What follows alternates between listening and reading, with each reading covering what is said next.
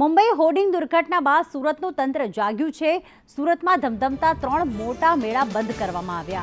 આઠવા lines અને મગદલામાં મોટા મેળા બંધ। રાઇડ્સનું ટેકનિકલ રી-ઇન્સ્પેક્શન કરાવવા ફરમાન। મંજૂરીમાં સુરક્ષા સંબંધિત બાબતો નજરઅંદાજ કરવામાં આવી। સુરતમાં ચાલી રહેલા મેળાઓ બંધ કરાવી દીધા છે। મુંબઈમાં ભારે પવન ફૂંકાયો હતો અને ત્યારબાદ હોર્ડિંગ્સ પડવાના શરૂ થયા હતા। તેના અંદર એક હોર્ડિંગ્સે અનેક લોકોના જીવ લઈ લીધા છે।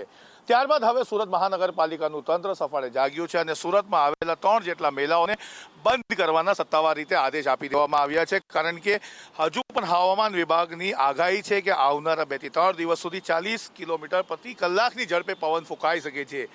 મુંબઈમાં ખરાબ અને ભારે પવનના કારણે હોર્ડિંગ્સ તૂટી પડ્યા હતા અને ત્યારબાદ હવે સુરત શહેરના આઠવા લાઇન્સ, મગદલા તેમજ અલથાણ ભીમરાટ ખાતે આવેલા મેળાને હંગામી ધોરણે બંધ કરવાની તાકીદ અને તમામ રાઇડ્સની ટેકનિકલ ક્ષમતા, ફાયર સેફટી તેમજ ઇલેક્ટ્રિક સહિતના તમામ બાબતોનું હવે ફરીથી રી-ઇન્સ્પેક્શન કરવાની આદેશ આપવામાં આવ્યા છે। યાદ અપાઈ દઉં કે આ જે રાઇડ્સ હોય છે તે સૌથી ઊંચી હોય છે અને એના અંદર લોકો રૂપિયા આપીને મનોરંજન માટે આવતા હોય છે, ના કે મોત માટે આવતા હોય છે। આ સિદ્ધાંત અને આ ગંભીરતા વિચારીને હવે સુરત મહાનગરપાલિકા, સુરત શહેર પોલીસ એક્ટિવ મોડમાં આવી છે અને SVNIT દ્વારા જે પણ સર્ટિફિકેટ્સ આપવામાં આવ્યા છે તે સર્ટિફિકેટ ફરી એકવાર રી-ઇન્સ્પેક્શન કરાવવાનો આદેશ આપવામાં આવ્યો છે। આમાં કોઈ રાઇડ્સના તો કોઈ ક્ષતિ ક્ષમતા તો નથી દેખાઈ રહી, સિક્યુરિટી બરાબર છે કે નહીં, ફાયર સેફટીના સાધનો છે કે નહીં, આ તમામ વસ્તુઓનું ફરી એકવાર ઇન્સ્પેક્શન કરવામાં આવશે અને ત્યારબાદ આ મેળાઓને શરૂ કરવામાં આવશે। કેમેરા પર્સન ભૂષણ ચૌધરી સાથે આઝમ સાલે, સંદેશ ન્યૂઝ,